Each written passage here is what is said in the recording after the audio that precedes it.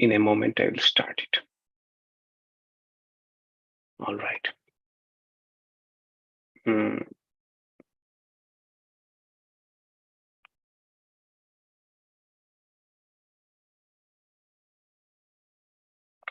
All right. Let's start. O apyayantu mamangani bhak pranas cakṣuṣ śrotram atho balamindriyani cha sarvani sarvam brahmopanishadam maham brahma nirakuryam mama brahma nirakarot anirakaranam astu anirakaramestu tadatmani nirateya upanishadsu dharmaste mai santu te mai santu om shantihi shantihi shantihi. So we are starting a very important Upanishad called Kena Upanishad. The student asks the teacher, what is that mysterious reality that which drives our sense organs, our mind, our vital energy? What is that entity? What is that reality? And what did the teacher say?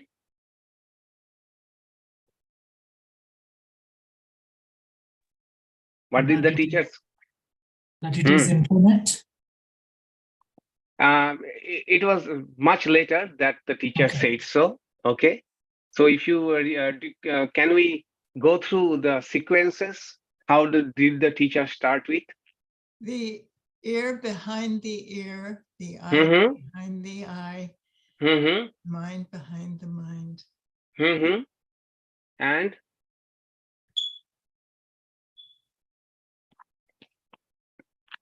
what does it mean?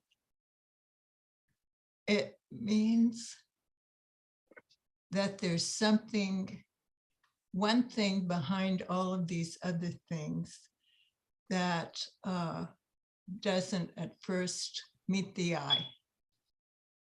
Meet the eye, right. Right. Yeah. So that assertion also means that it is eye of the eyes, means it is different from the eye. At the same time, it pervades the eye, and it is what makes the eye eye. Okay. Such is the meaning of eye of eye. In the same way, mind of mind, that is, it is not mind, but it pervades the mind, and it is also what makes the mind mind. So in essence, this is the essence of our being, right? This is the essence of our being. The mystical reality about which you are asking is essence of our being. That was the first instruction. What else did the teacher say? Swami, going back to that same point. Yes. Could you think of it like the sense organs and the senses can all be objectified, but there must be some pure subject behind them? Right. And indeed, the first statement, the teacher said everything in the first statement itself. Okay. Later on, the teacher would make it more explicit about this when the teacher would say, it is other than known, other than unknown. Okay. And it is true that eyes, ears, and minds, these are all the objects of that subject. That is why your eye of the eye, right? What else did the teacher say? This entity is not perceived by sense organs Hmm. and it cannot be objectified. It cannot be objectified. Indeed. It cannot be objectified. What else?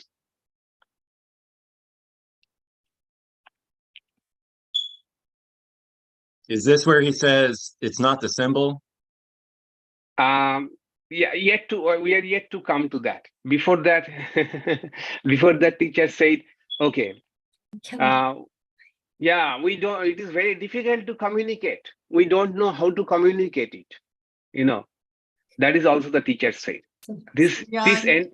Yeah, beyond words. Beyond words. Language. Yeah, it is difficult to communicate. We don't know how to communicate it. Then it is other than the known and other than the unknown. That is, whatever is known, all the things in the world can be categorized into under two heads, known or unknown. Unknown things become known, but ultimately all of them can be known, that is knowable. So when the teacher says it is other than known,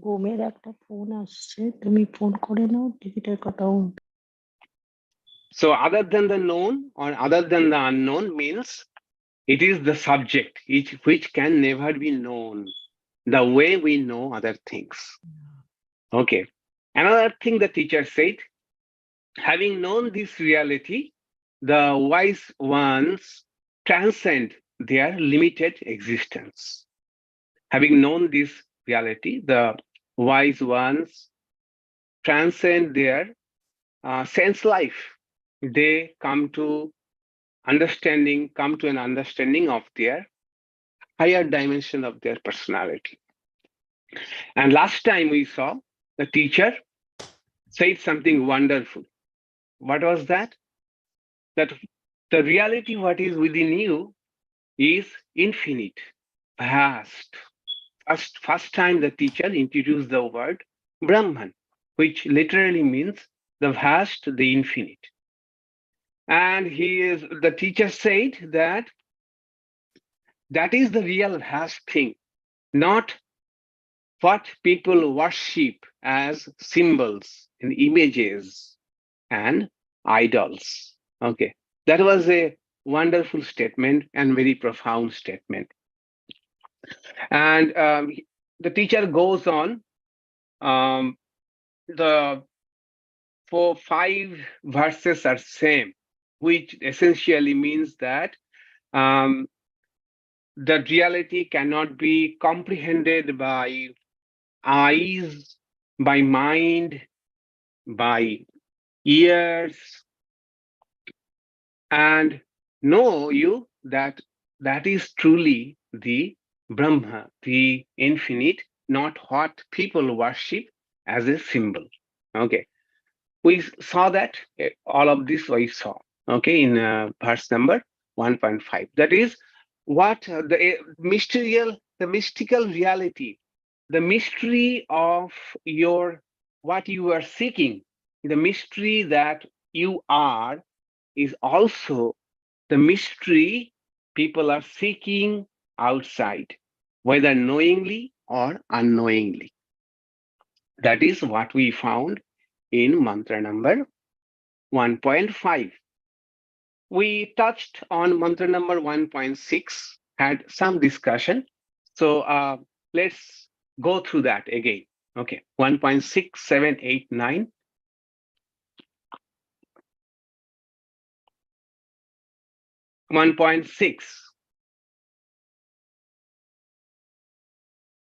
Yat manasā na manute, yena āhuḥ mano matam. Tat eva Brahma tam viddhi, na idam yat idam upāsate. That which cannot be comprehended by mind, by which they say the mind is comprehended, know you that only as Brahma, not what people worship as symbol. So mind cannot grasp it. Why mind cannot grasp it?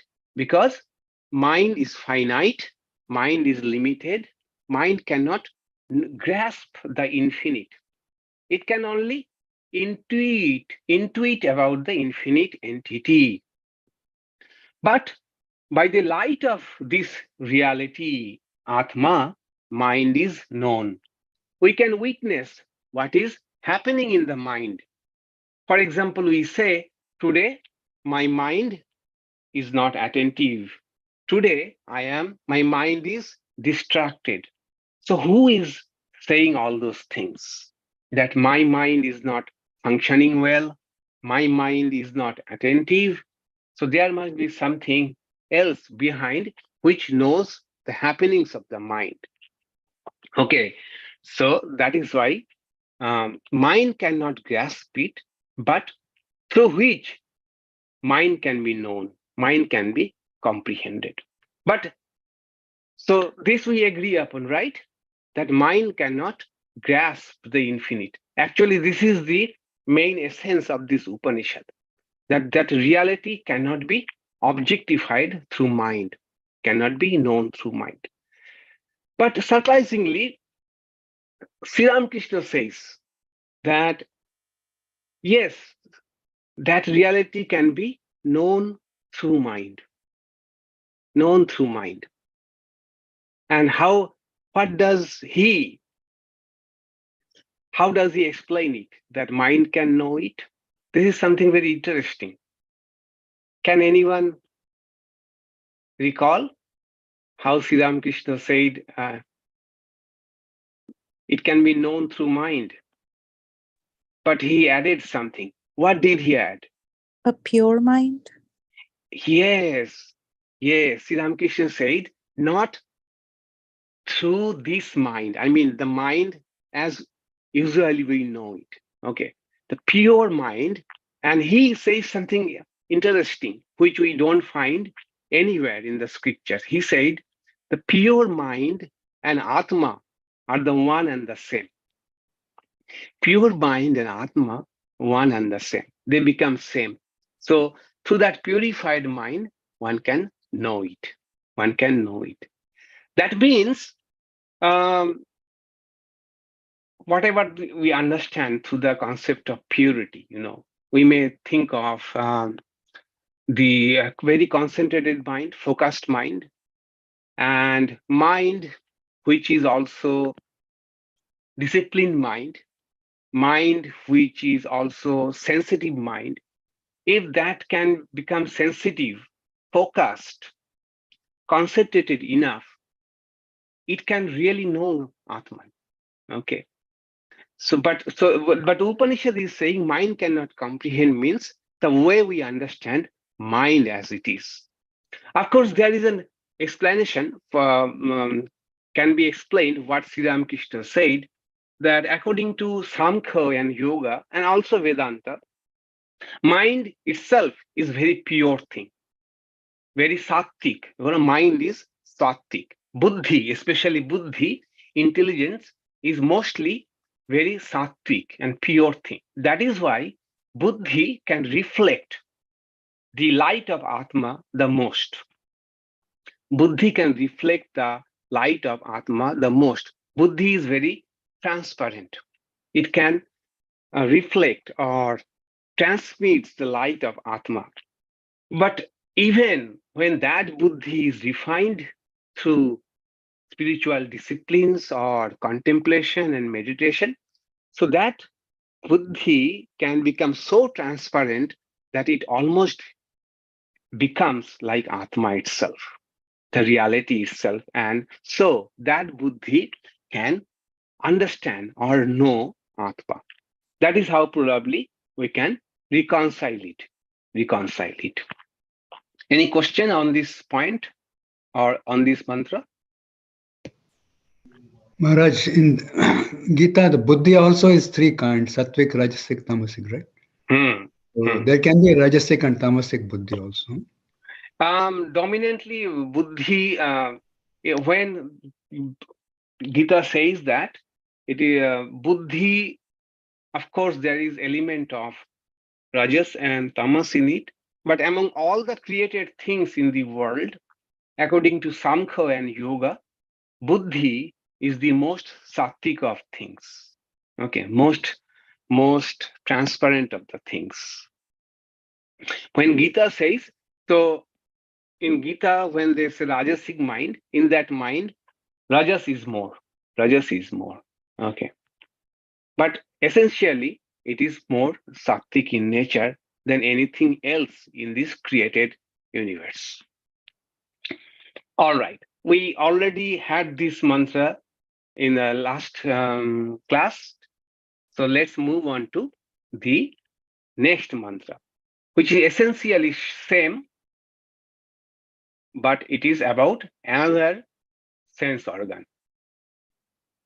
Yat cakṣuṣā na paśyati, yena cakṣumṣi paśyati, tat eva Brahma tam viddhi, na idam, yat idam upāsate. Yat, that which na cannot be paśyati, perceived, cakṣuṣā, by eye. Yena, by which cakṣumṣi, the eye, paśyati, is perceived. Viddhi, no, tvaṃ, you, tat, that, eva, only, Brahma, as Brahma, na, not, idam, what, upāsate, people worship, idam, as a symbol.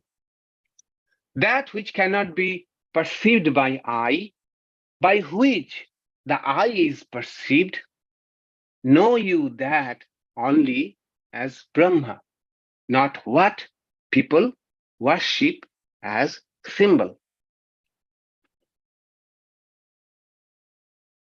What does it say? I cannot see Atma. I cannot see that reality. I cannot perceive the infinite, but by which the eye is perceived, that is, by which the activities of the eye is perceived. Activities of the eyes. For example, I am having trouble seeing today. It appears I need a power check. Who says that? Who knows that? According to the Upanishad, it is the Atma which sees, which comprehends the activities of the eye. But other way around, I cannot perceive Atma. Okay.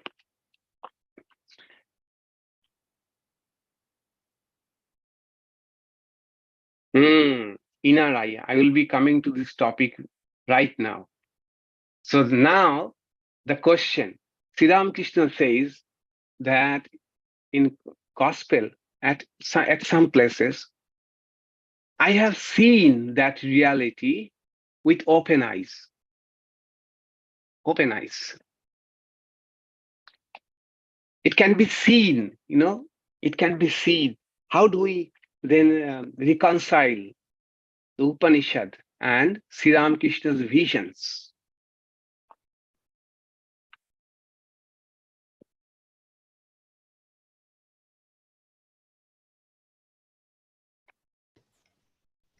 Special eyes, divya chakshu.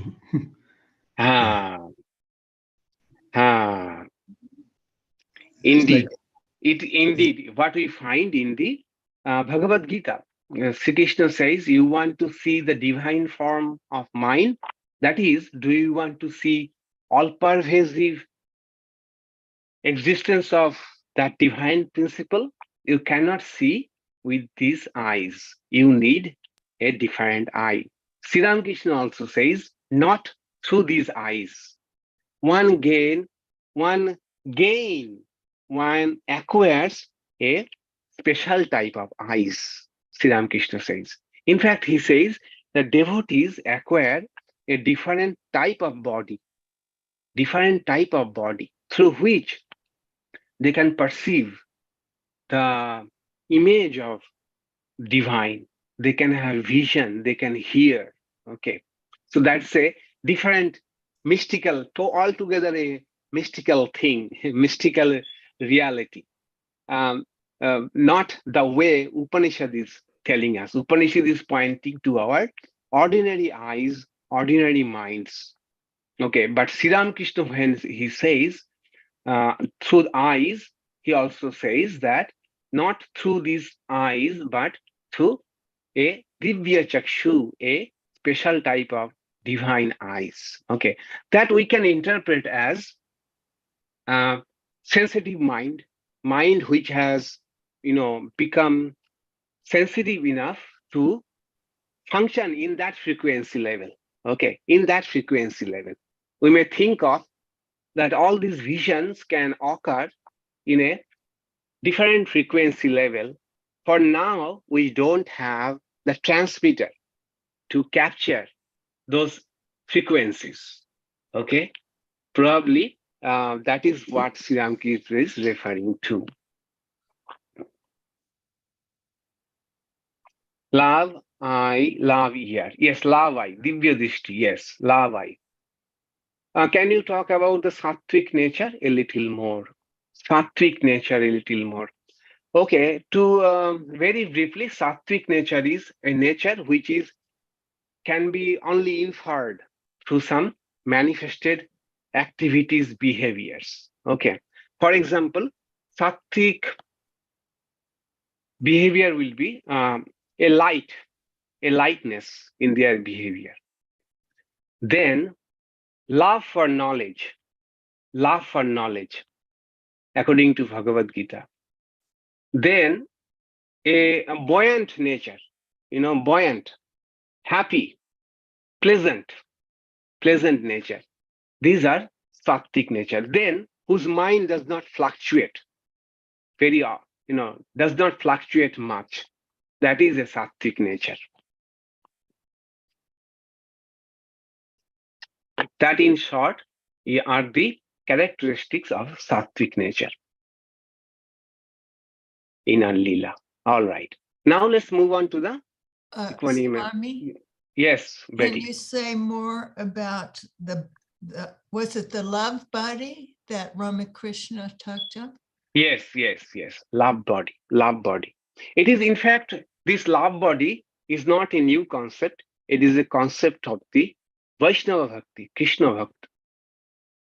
Vaishnavism speaks about this love body. Prema tanu.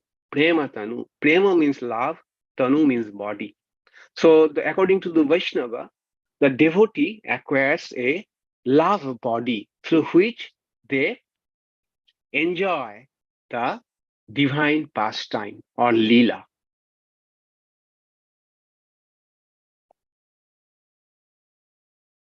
Even when we meditate with deep focus and concentration. Yes, right. All right. So let's move on to. Yeah, all right. Yeah, here is a suggestion from Subhash. To know about the Sattvic, Rajasic, and Tamasic Guna, please refer to chapter 14 of the Bhagavad Gita. There, in detail, Sri Krishna speaks about different types of gunas and their manifestation in buddhi, in mind, in charity, in practice. Okay, how a Sattvic person donates, how a Rajasic person donates, how a Tamasic person donates. Okay, how a Sattvic person strives for their goal, how a Rajasic person does, how a Tamasic person does. Also chapter 17 and part of 18.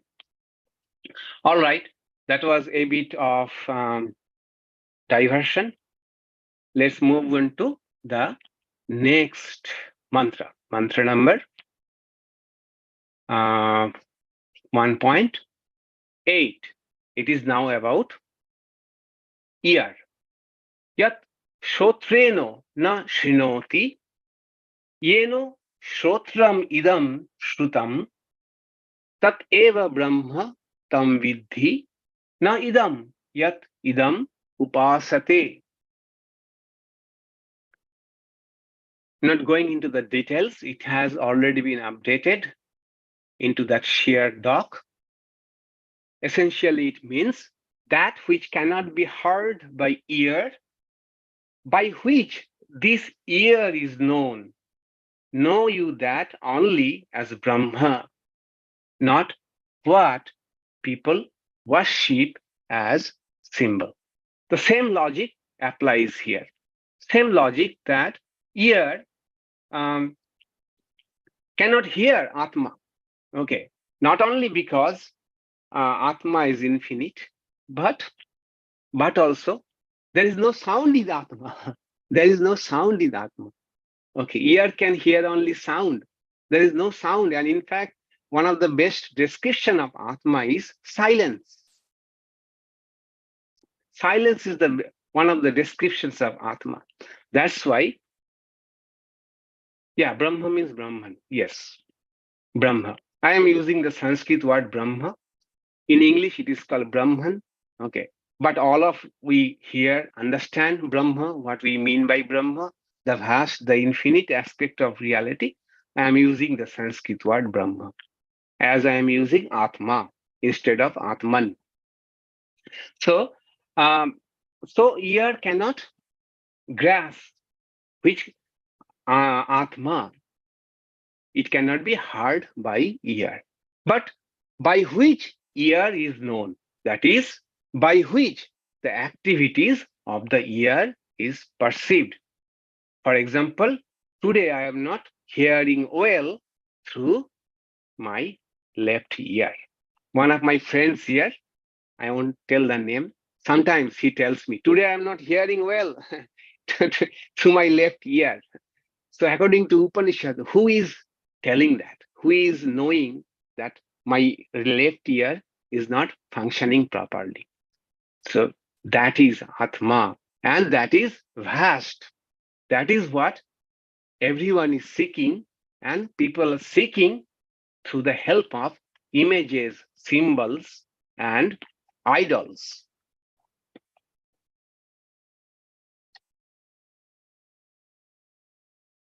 What about Anahata Dhani? I'm not going to Anahata Dhani. It is not the purview of Upanishad. Normally, the Upanishadic verses are concise. Why are verses 1.6 through 1.9 repetitive? The only difference is the sense organ. Are some of the, okay, repetitive, yes. The reason you hear why repetitive is, can you tell? Can anyone answer why repetitive? It cannot be heard by ear, cannot be heard by eyes, cannot be known by mind. Why repetitive? Any idea? Any guess? To drive home the point. Yes, that is one thing, drive home the point. And any other? Oral culture. What's that? No, because people would recite. It helps for memory and recitation. Right? To, That is to emphasize the importance of it. yes, that's true. But Also make it more clear. No, also that because we perceive everything through our sense organs, we want to make sure that don't get carried away by the sense organs, but it's what drives those sense organs or those instruments of perception, you know, to make that distinction between the instruments of perception and the perceiver itself, or what gives you the power to perceive. Indeed.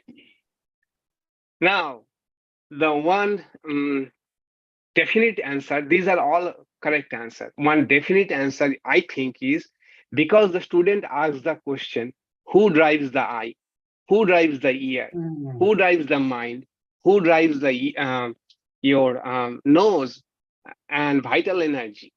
You know, the student asked about 5 things, and the teacher is always mentioning those 5 things. Okay. Okay. Students started with 5 things. 5 things: eyes, ears, vital energy, mind. Yes. And what more? Ear, nose, eye, vital energy, and mind. 5. And teacher is also answering those 5 things. Answering 5 things. I think that is one of the reasons.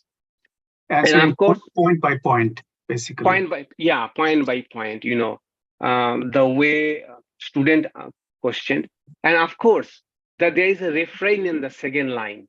Refrain Hello? in the second. Yeah, that is One refrain. second, Monica.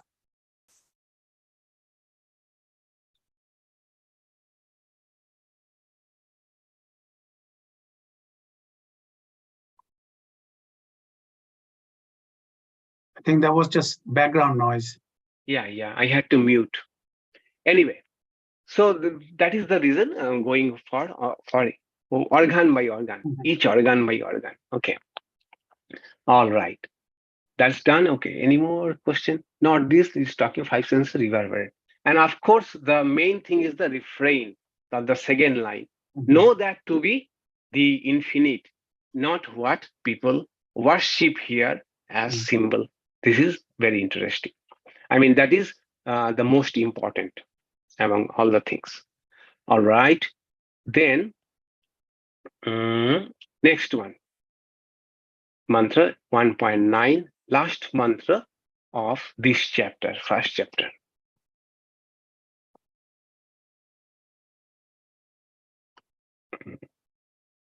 This one. Okay.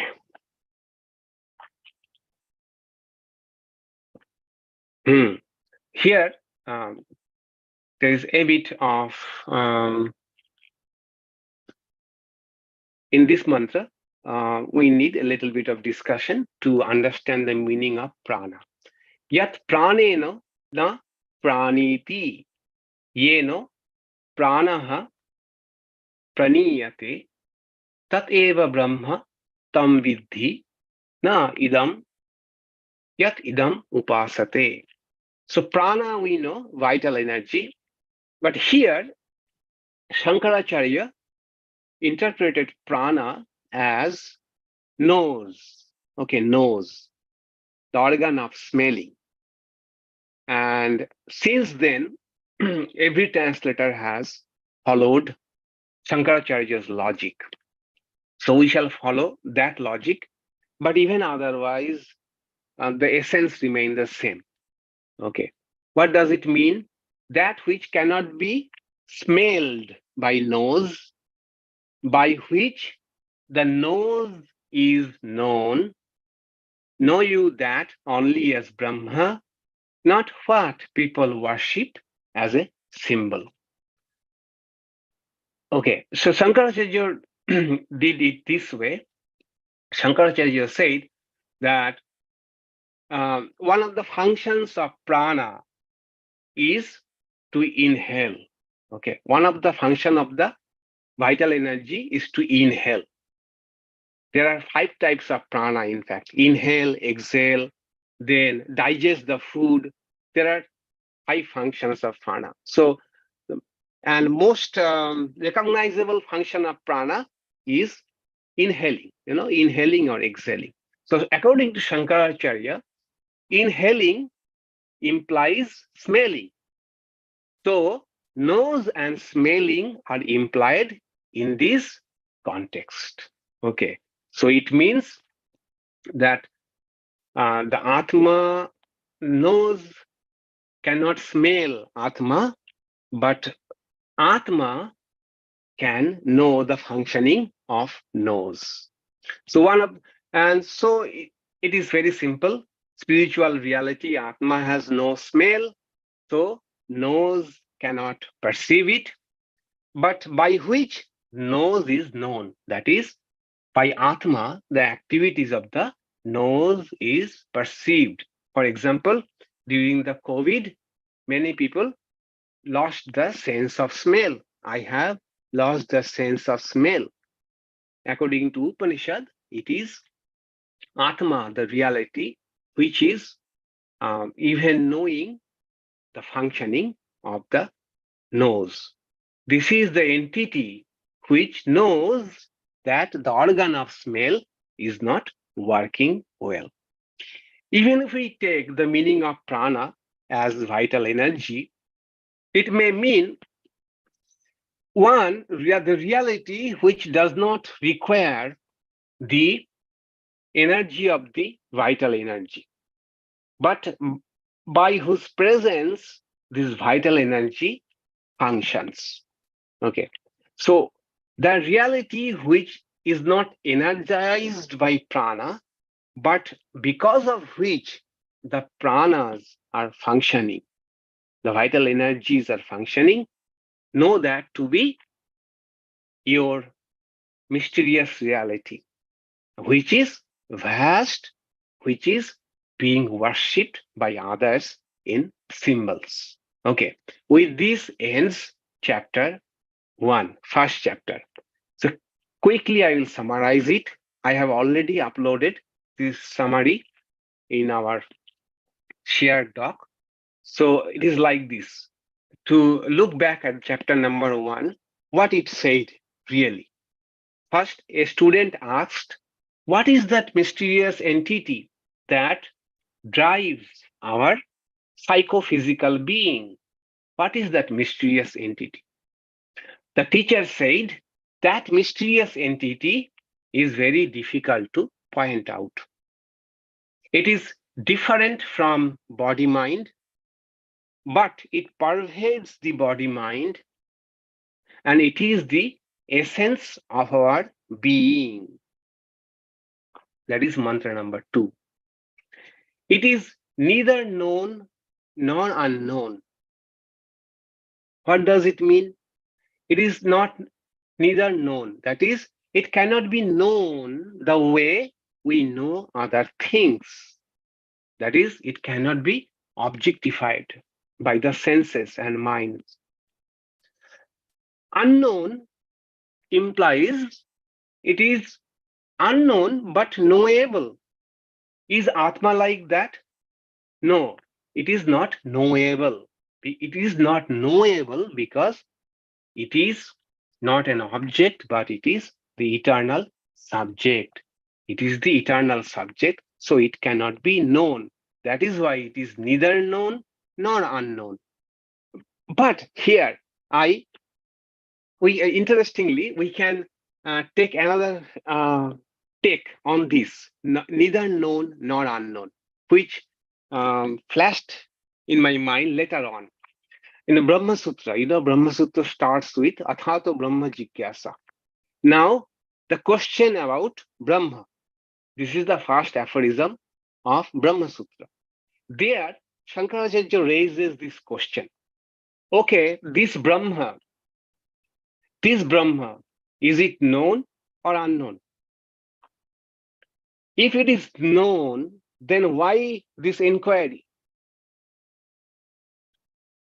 And if it is unknown, then also, can it be known? So then Shankaracharya replies that we know, we all of us know about ourselves, okay, that we exist. So, and the core of our being is Atma. So to say we don't know Atma is to say that I don't exist, okay. We know that we are, but at the same time, we don't know what the Atma really is. Okay, we don't know what our real nature is. So Shankaracharya say, we all have the astitva jnana. We all have the knowledge of existence of ourself, but we lack sarupa jnana. We don't know what this reality is really is. Okay, and for that, inquiry is needed. In that sense also, we may say that the reality what the student was asking, neither known nor unknown.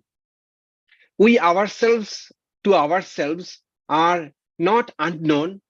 At the same time, we are not totally known to ourselves, right? We get examples of this. Sometimes we say, was it I who behaved like this? I did not know myself that I could behave like this. So in empirical terms, there are so many things within us, even in empirical terms, we don't know actually what lies in the depth of our all beings. In the same way about Atma, we understand our existence. Without that, in fact, Upanishad will say after a few verses that Atma can be known through every cognition. That is, in every cognition, the first thing required is the presence of the Atma. Okay, who is knowing? I am knowing. So that means Atma is present. Every cognition, every activity presupposes the knowledge of Atma. Okay, that is another subtle point Upanishad will later on come to. In that way too, we may say that this reality, what the student asked about, is neither unknown nor unknown. Okay, but we took the interpretation as it is the eternal subject. In that way, it is neither known nor unknown. And the teacher also said, having realized this spiritual reality, whatever the meaning of realization means, let us keep that on hold, what the realization means. Having realized this spiritual reality, the wise ones have transcended their mundane existence. That is, they have discovered an infinite dimension of their personality. And the teacher says that reality is the innermost reality. What you are seeking is infinite. It is vast. And the vastness that you really are is what everybody is seeking outside. How? They are worshipping this vastness in symbols, in images, in deities, and in divine incarnations. In divine incarnation. What we are seeking through these symbols, images, our own innermost reality, which is infinite. Which is infinite. We seek the infinite, and since the infinite as abstract is difficult to comprehend for us, difficult to imagine, we down the edges from the very beginning, we try to see the concrete form of that infinite reality in images, in symbols, in forces of nature, in divine incarnations. That is the message of the first chapter. Okay, wonderful chapter, is not it? Very profound. Any question about the entire first chapter?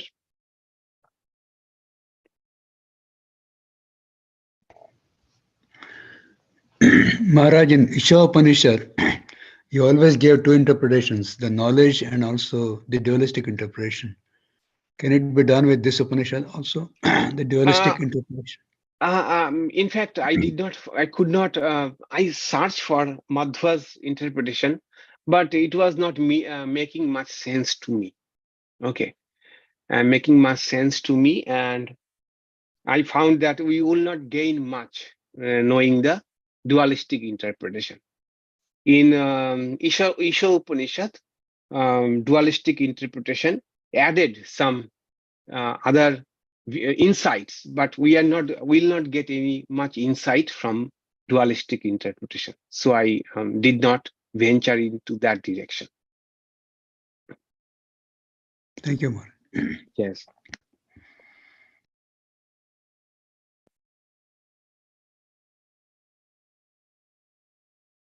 Okay.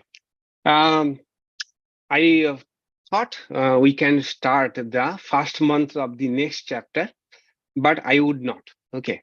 It is also a very profound one. But interestingly, the interesting thing is this, that again, if we keep the big picture, the student asked a question about the reality. What is within me? The teacher said, very difficult to communicate, okay? But I can give you some pointers. These are the pointers. pointers are that it is the innermost thing, it is the essence of our being, it is the eternal subject. And finally, the teacher dropped a bomb that is infinite. Your inner reality is not bounded by your body-mind existence, but it is infinite, it is vast. Now, the student might jump to the conclusion, yes, I know myself and I am vast, I am infinite. Okay. The teacher said, oh, wait a minute, not so soon, not so soon. What I am teaching you is a profound thing. Don't jump into the conclusion so early.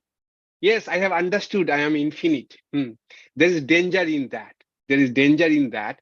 That is why the teacher will warn the student that if you think that you have understood known Brahma, you have learned very little, very little, very little. Why? We shall see. Very interesting verse and very profound verse. And Shankaracharya says that even in a regular classroom, we see that when the teacher has instructed, some of the student has rightly grasped the teaching, some has partially grasped, some has wrongly grasped, and some could not grasp at all. In the same classroom, under the tutelage of the same teacher, Shankaracharya says, if it is the case of in regular empirical subjects, what to speak about, the teaching instruction about such a subtle thing called Atma. That is why teacher is going to give a warning. The pitfall. The warning is about pitfall of non-dual Vedanta. Pitfall of non-dual Vedanta. Okay, that is implied in the next mantra. We shall see later on. Interestingly, today also I asked ChatGPT, the new thing, ChatGPT, the artificial intelligence based chat where you can ask any question and it will answer you to the best of its available knowledge. And after making my notes about this verse, about the pitfalls, I thought, well, let me ask ChatGPT, the pitfalls of non-dual Vedanta. And you know what it answered? I don't know whether you will get the same answer because it is subject dependent. It depends upon the person who is asking the question. Okay, so ChatGPT said, interestingly, okay, I am sharing with you, which we shall see later on. But I said, what are the, this was me, what are the pitfalls of non-dual Vedanta? ChatGPT replied, non-dual Vedanta is a spiritual philosophy that emphasizes the unity of the individual self with the ultimate reality Brahman.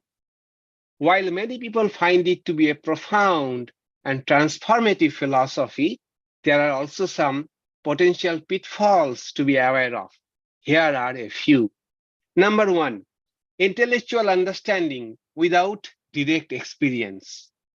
Non-dual Vedanta can be very complex and abstract, and it is possible to become too focused on understanding the philosophy intellectually without actually having a direct experience of the non-dual reality it points to. This can result in an overly conceptual understanding that does not actually lead to spiritual growth.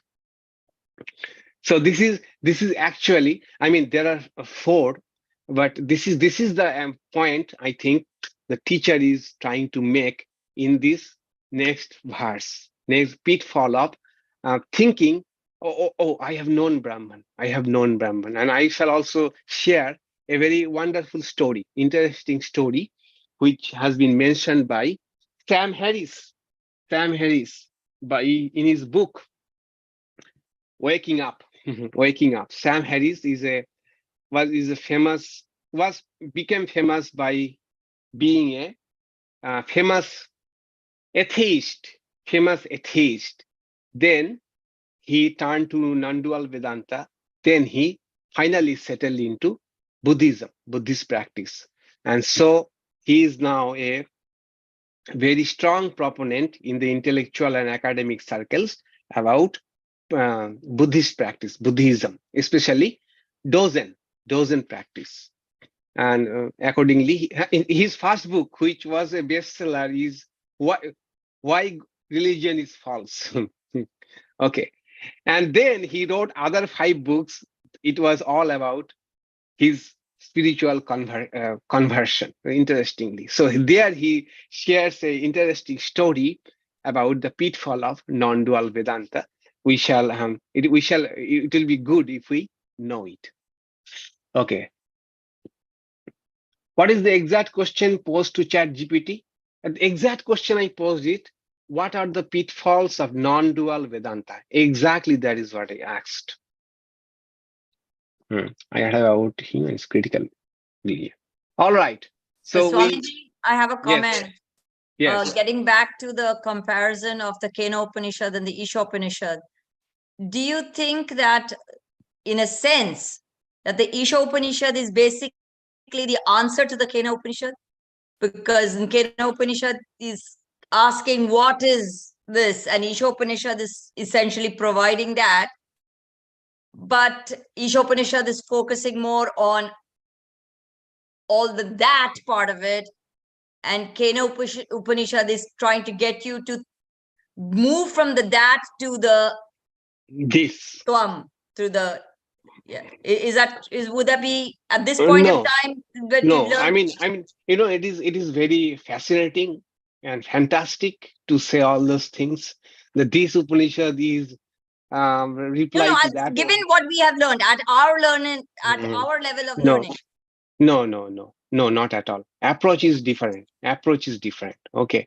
So Isha Upanishad plays before. That's why Isha Upanishad is very good start. Isha Upanishad starts with the overall framework. That what is the problem? Moha. Problem of moha is finite, thinking ourselves finite, and seek sarvatma bhava, oneness. How to seek that oneness? Try to see divine beings everywhere and try to serve people, those who can serve others. And also some pointers to Atma or Brahma. So Isha Upanishad is a complete Upanishad in itself. Okay. Kena Upanishad is more about these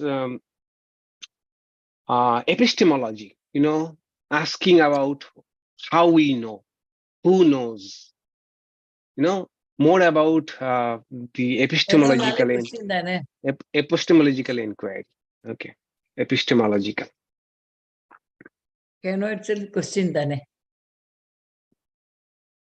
All right.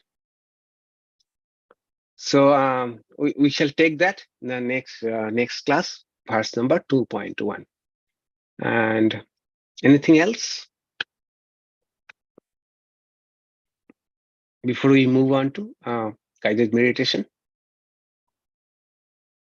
So I have shared in the document the summary of chapter 1. Try to go through them.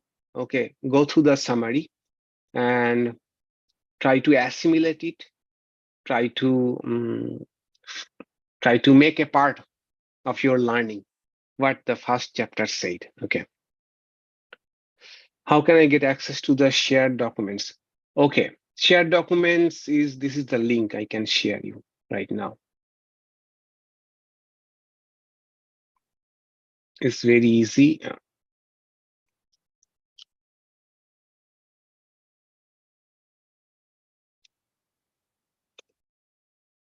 tinyurl.com VSS Kena Upa.